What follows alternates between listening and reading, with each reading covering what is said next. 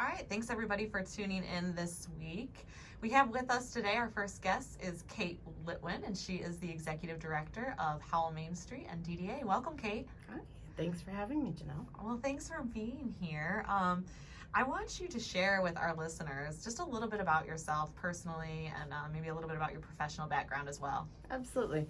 Well, I live here in Howell. I work here in Howell. My family and I lived in Howell Township. We moved here in 2004 because Howell felt like home. We came into town for Balloon Fest and we never quite looked back. It was just the most welcoming, wonderful community. I didn't know that. Yeah. That's so cool. Yeah. When we first moved to Michigan, we lived in Canton, then we went to Novi. And neither place, I'm from the East Coast, so neither place really felt like home to me until we came to Howell. We went to Balloon Fest and we came to downtown Howell, and it just felt like a place where we could settle down and build some roots. So we lived out in the township, and then in 2012 we moved into a house in downtown Howell and loved the community. Exactly. Yeah. But my degree is in historic preservation, so that's why it feels so much like home to me. The old buildings, the fact that it's a quaint historic downtown, combined with, bustling, good family environment, great community. We've got everything in one spot. Yeah, absolutely. I know a lot of our guests have wonderful things to say about our Howell, our downtown, our region, and one of the things that is a common theme is just the community pride here and the sense of community and all of those wonderful things that Howell does really offer, because you can't find it everywhere. And I think we're so lucky because we have such a vibrant and historical and picturesque downtown, really. Absolutely. It's not like your normal suburban community. We definitely have our own identity. In our downtown, you're not going to find your chain restaurants. You're not going to find your McDonald's, your Starbucks, etc. We have unique coffee houses. We have all of those local entrepreneurs who are really fulfilling their dreams and making it on their own. So Howell is unlike any other place, and I think that's what makes it amazing. It is. So tell us a little bit about your professional background. How did you become the director? Oh, it's a long history. Like I said, my degree is in historic preservation. So what I wanted to do right before the recession was I wanted to buy old buildings, restore them, and sell them off. But the recession definitely, and being young at that point in time and newly married and not having any money, that definitely took a toll on that.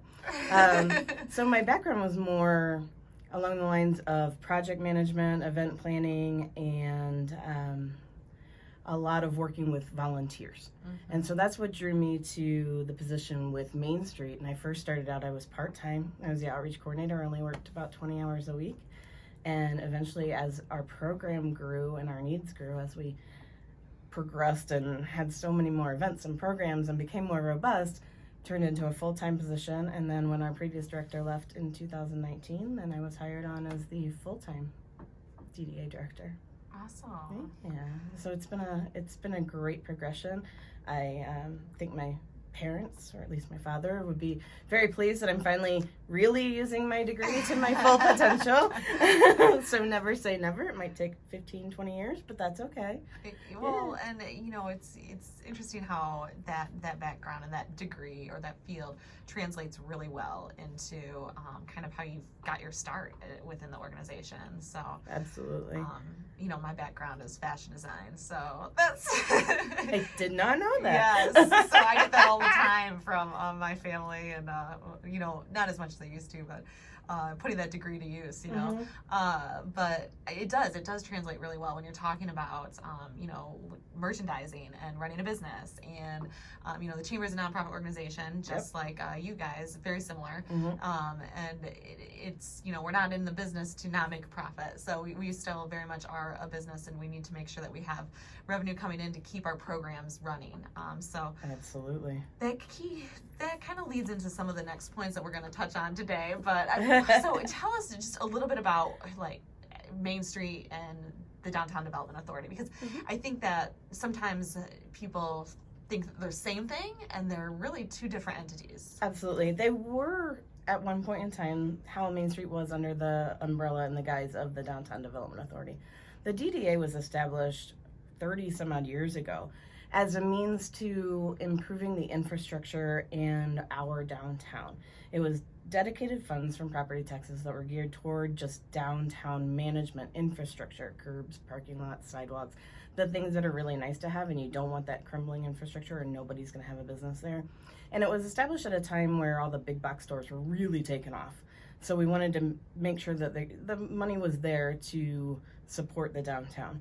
Main Street is a totally separate program, but they do exactly the same thing. It's community and economic development. We use what's called a 4-point approach. We have different committees that work toward fundraising, event planning, marketing and promotion of downtown design, so historic preservation, sign incentive grants, etc. So where the DDA is funded through a property tax capture, Main Street is funded by donations and sponsorships and the goodwill of the community to keep all of the Main Street activities going. So, the DDA, does anybody really come downtown for beautiful parking lots and curbs? No. So what you see the majority of the time is Howell Main Street in action. We're completely volunteer-led, other than myself and staff member Shannon. We're the only 2 paid staff members. Everything else that you see and experience with our organization is all run by volunteers, which is pretty incredible. It is outstanding, and I think that's something definitely important that you touched on is the fact that really, it's just two paid staff members behind all of the things that we're seeing in the downtown area. So that's really just outstanding. I think speaks volumes to the type of community and type of place Howell is once again. Exactly. Everybody gets passionate about something different. Well, some people have a passion for, our beautiful buildings, and they really want to help the owners with facade incentive grants or sign incentive grants, and others are really proficient in marketing and want to help our small business owners thrive. And some are really passionate about food trucks and events and all those big activities that bring people downtown. So there's kind of a niche and a volunteer opportunity for everybody, just depending on what you're interested in. No, I absolutely agree, and I'm so happy that you're able to come on today to share some of those things with our listeners. And hopefully you guys are learning something new, and I am. I always learn something new in these interviews, and I love it. But we kind of touched on the events piece a little bit, and I know that there's definitely been some challenges as it relates to events over the past year. So what are some challenges your organization has faced amidst COVID-19, and how have you guys worked to overcome them? Yeah. COVID-19. It has been a wild ride for this past year, hasn't it? Mm-hmm. Wow, I never expected a whole year later that we'd be in this quasi weird position that we're in right now. I think at first when everything stopped, it was pretty much, okay, we realized everything has kind of stopped. So our focus was primarily on how do we support these businesses who are going through such a drastic change in their function and their ability to generate revenue. So serving as that stream for communication, we were able to give away more than $20,000 in grants, working with you at the chamber and the Synergy program and the city and Ann Arbor Spark, et cetera, all of our economic development organizations working together to try to boost revenue and boost sales for these downtown businesses at within a time. Restrictions. Exactly. Which was just like this crazy puzzle to try and solve. Exactly. So we're canceling all of the big events and the big things that we usually do that bring thousands of people downtown, and still trying to figure out how do we bring people downtown safely, responsibly. We don't want to create an event that could be dangerous or hazardous to the community.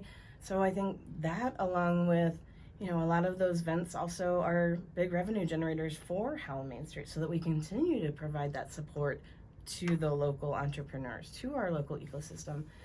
So it's kind of been a double whammy in that we can't do exactly what we want to do, and yet we still need the money to be able to do it. So we're really balancing out And in some cases, you almost need more money, more funding, because there's so many added expenses with making sure that we have the proper guidelines in place, the PPE, the administrative support. So it really has been, I'm sure, incredibly challenging, and we can relate. Commiserate, yeah. Yeah, I mean, just the cost of hand sanitizing stations and trying to figure out, if you have a food truck event, who's going to clean the tables, who's going to, there's a lot that really goes into that you wouldn't think would impede that event and the success of the event, but all of that adds up. And does. getting that blessing of the health department and the local government, do the best we can, right? Absolutely, absolutely. Well, we're starting to turn a little bit of a corner here, I think, in this pandemic. I hope so, anyway. So what can we look forward to in 2021 from your organization and from Downtown Howell? Well, our hope is that you can look forward to, though we might not have all the big splashy events that would bring thousands of people downtown, we are kind of cooking up some new ideas that might bring, maybe a few hundred people downtown. So more like pop-up events that you might get a few weeks notice. But, I know we have a special collaboration with the Chamber and with Parks and Rec and some other community partners right now that we're trying to hash out some details. So I think the best thing is that a lot of it is going to be new. It'll be new and exciting and just ways for the community to get involved and come out in a manner that's safe to them. You'll see a lot of outdoor events. You'll see a lot of, families and just trying to get everybody comfortable with coming back downtown to grab a meal, grab a beer, go do a little shopping. Walk around. Exactly. Yeah. Really, our main goal is just to do whatever we can to safely support our downtown businesses so that they can succeed. Absolutely. So we're looking forward to that because I think that everybody can kind of relate to that too. As we've spent this last year in this really weird state of just kind of limbo and not really knowing and what's going to be next, and I think we're still there, but we're in a way that we're hope is still there too, and we know that things outside are a little more safe, and so working within those restrictions, I think that we're likely to see hopefully some more people feel comfortable coming to the downtown area this year. And I think as more people get vaccinated and some of that wears down a little bit, I think we are going to see that the public really wants to come out. We've seen that, that cabin fever has set in. It wasn't an awful winter, but it was still pretty long. So it was. Yeah. It was. Well, is there anything else that you would like to share with us today? I mean, we at the Chamber, I just want to say, sincerely appreciate the collaboration and the efforts and the different things that we've been able to work on over this past year. I think that's one of the things that we've done really well throughout COVID is just, I mean, we share a common goal, and that is obviously making sure that Howell is the best place to work, own a business, live, raise a family. And supporting those businesses in as many ways as we can, because we know that they were hit so hard this year. But is there any last thoughts? They really were, and I think that you could sit and dwell on a lot of the negatives of COVID, and there certainly are a ton of them, but I also think that this has given us the opportunity for all of our organizations to work together for the common good and to be part of something bigger than our individual organizations. I've really enjoyed seeing different relationships come to fruition and say, how can we all work together? How can we make our downtown thrive? And just the joining of the community and the outpouring of support has been positive. Awesome. Thank you so much, Kate. If anybody's looking for more information, they can visit you at your website. Absolutely. www.downtownhowell.org. All right. And up next, we'll have Neil with the Transportation Steering Committee. Thank you.